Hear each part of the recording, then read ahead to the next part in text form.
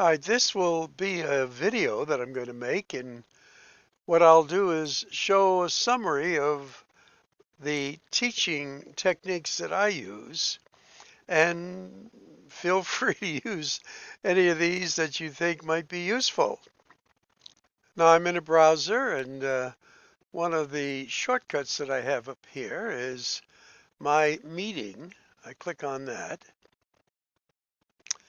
And what I did at the beginning of the course, since all of my courses were going to be remote, I set up a Zoom schedule from 9 to 2 p.m., 9 a.m. to 2 p.m., and so that throughout the course, my Zoom ID was the same for every meeting.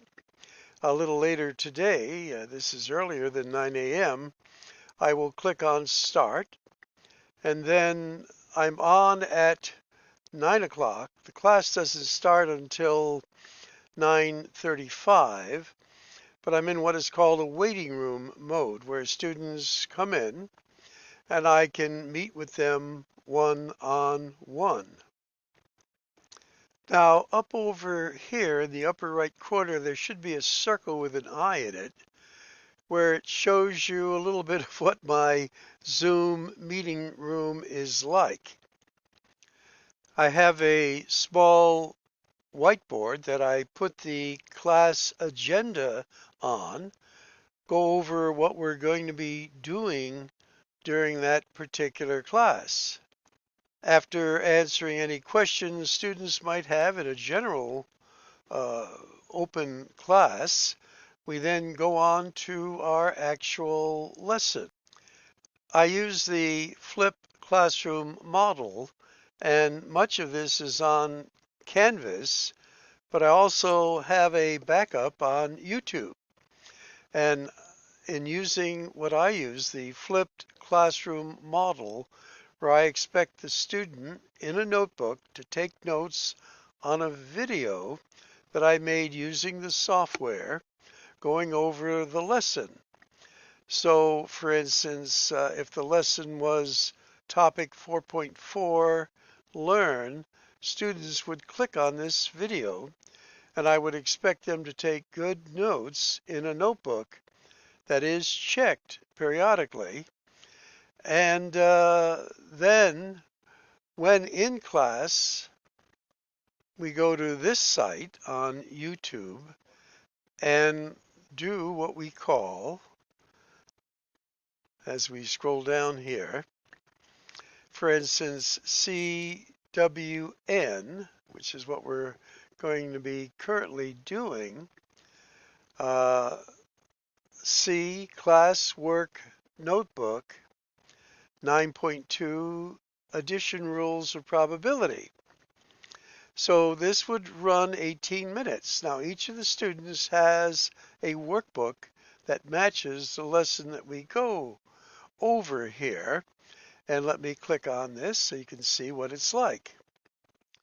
Okay, going on now to topic 2 of chapter 9, addition, rules of probability, and odds.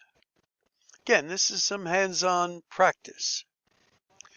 Find the number of outcomes in the complement. Now at this point, I have paused the tape and I have my attendance roll, and I ask a student, Betty or John or whoever, when we see the word complement, what do you know about this word? And throughout the lesson, I'm pausing what I'm going over, asking them questions about vocabulary, about concepts, and then eventually how they would set it up.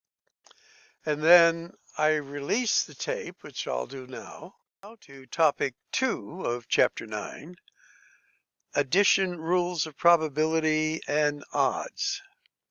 Again, this is some hands-on practice.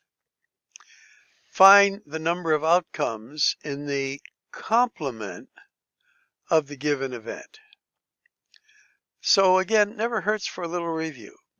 So we're going to make a little Venn diagram. This is the universe. And what are we looking at?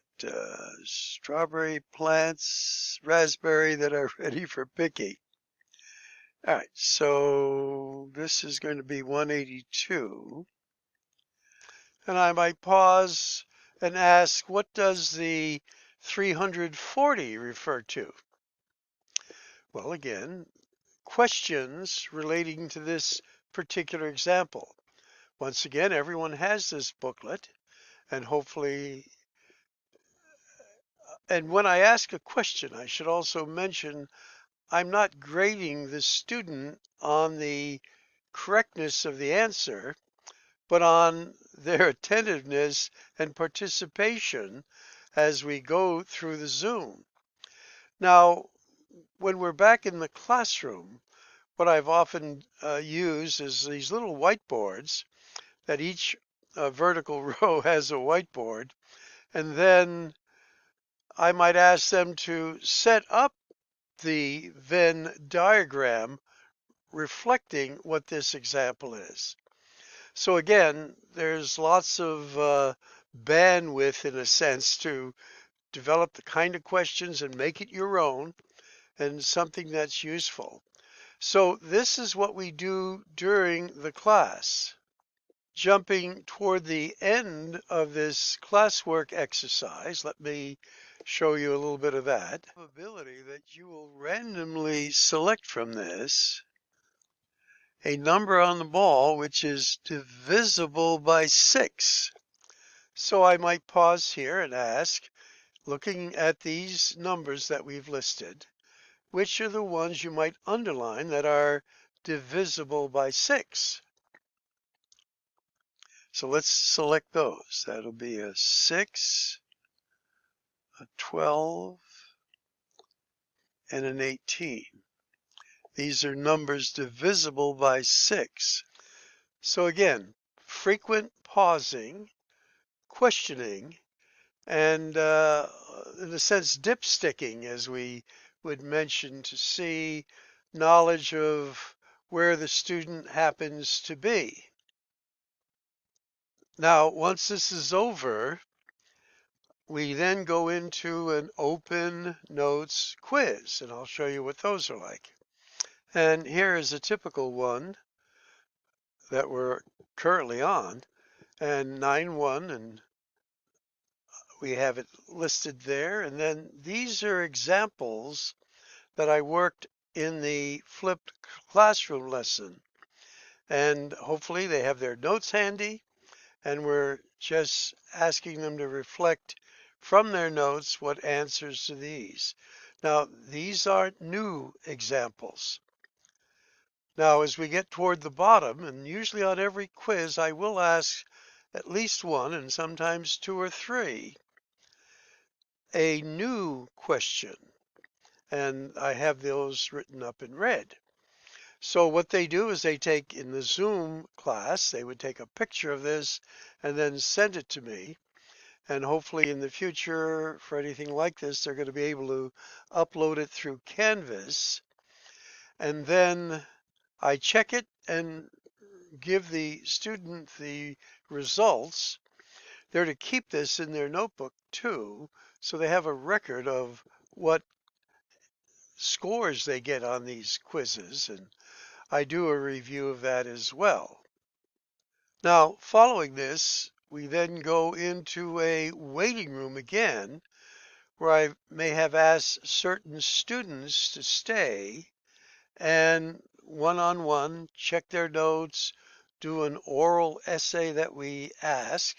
In fact, let me go over that with you. Again, in the upper right-hand corner, I'll give you the tutorial that I give the students, and then from this, develop questions one-on-one. To me, this is one of the most important parts of the course, where it allows me to meet with students one-on-one, develop a rapport, and hopefully require them to be knowledgeable about what we're doing in our class.